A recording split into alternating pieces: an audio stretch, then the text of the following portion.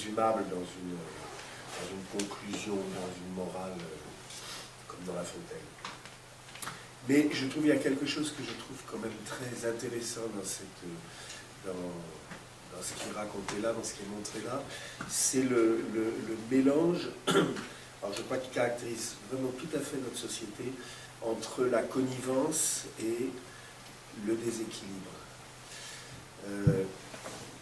On vit ensemble, on est ensemble, on se parle, on tente de s'écouter, et puis il y a quelque chose qui, dans nos positions, est d'une certaine manière irrémédiable, et qu'on n'arrive pas à résoudre, et ce qui fait que les mots patinent, les discussions, même les bonnes intentions, etc., patinent souvent.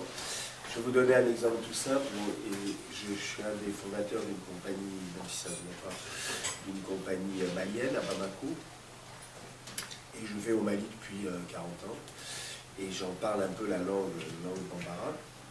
Et quand je parle cette langue au Mali, tout le monde en est réjoui, me félicite, c'est bien, tu parles notre langue, etc. Mais quand un Malien vient en France et parle le français, c'est normal. Ce que j'appelle le déséquilibre. Ce déséquilibre-là, il nous est tombé dessus par héritage. Il faut bien faire avec. Alors il y en a de multiples exemples. Il y en a tout simplement le fait de désigner les noirs et les blancs. C'est des mots qui semblent totalement anodins, en fait, qui sont d'un découpage raciste de la société. Par exemple, moi, mon fils, et ma femme est malienne, mon fils est métis. Je peux dire en me faisant comprendre, il est noir. Mais je ne peux pas dire en me faisant comprendre, il est blanc. On peut dire de Barack Obama qu'il est noir, on ne peut pas dire qu'il est blanc. Alors que sa mère est blanche, son père est noir. Pourquoi ? Il faut donc réfléchir à la signification de ces mots d'apparence anodins, parce qu'il est vrai que les êtres humains ont des peaux plus ou moins foncées et qu'il y a globalement des parties de la géographie mondiale où les gens sont plutôt sombres et d'autres où ils sont plutôt clairs. Sous cette apparence anodine, si on cherche à définir de quoi il s'agit, on va dire qu'est-ce que c'est qu'un noir. On peut appeler noir en se faisant comprendre toute personne dont le corps signale qu'il a des origines en Afrique, à un moment donné. Mais on ne peut pas dire la même chose d'un blanc. On ne peut pas dire « est blanc » toute personne dont le corps signale qu'il a des origines en Europe. Parce qu'à ce moment-là, on pourrait dire de Barack Obama qu'il est blanc. Et on ne peut pas le dire. Parce que blanc n'est pas du tout un terme équilibré par rapport à noir. Blanc veut dire race pure. Blanc veut dire toute personne dont le corps signale qu'il n'a d'origine qu'en Europe. Et donc qu'il est indemne de toute contamination par d'autres qui sont contaminants. Jusqu'en 1960, les habitants des colonies sont des sujets français. Aujourd'hui, et pas des citoyens français. Aujourd'hui, beaucoup de descendants de ces colonies, des habitants de ces colonies, sont des citoyens français. Mais des citoyens français à qui on demande de se comporter comme des sujets. Quelle est la différence entre le sujet et le citoyen ?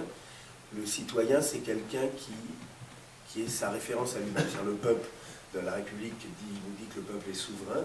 Donc si le peuple est souverain, c'est plus le roi qui est souverain. On n'a pas à imiter un modèle qui est le roi, c'est-à-dire par exemple être catholique parce que le roi est catholique, c'est le peuple tel qu'il est, qui est le souverain. Il n'a pas de modèle à imiter. Mais dans notre peuple, il y a une partie d'entre nous, une partie de nos enfants, à qui on demande d'imiter le souverain, comme sous le temps colonial, où le peuple français était le souverain des sujets français, et auquel il devait s'assimiler, voir le progrès dans ce peuple des citoyens français.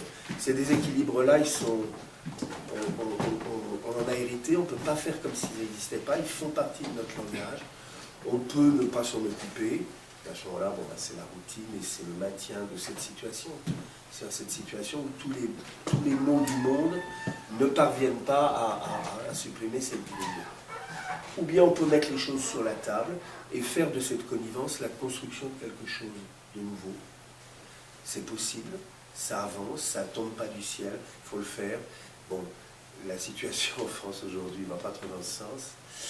Mais en même temps, c'est là. Je crois que c'est ça qui est intéressant, surtout dans cette situation de prisonniers et de policiers, où le déséquilibre là est marqué d'une façon très forte, mais où on sent d'une certaine manière le désir de connivence, qu'un spectacle comme ça nous fait ressentir, vivre cette dualité entre la connivence réelle et le déséquilibre réel, d'une certaine manière imparable. Et puis c'est une invitation, alors ça c'est pour chacun une invitation à bouger de là, peut-être, à bouger de cet endroit-là et à aller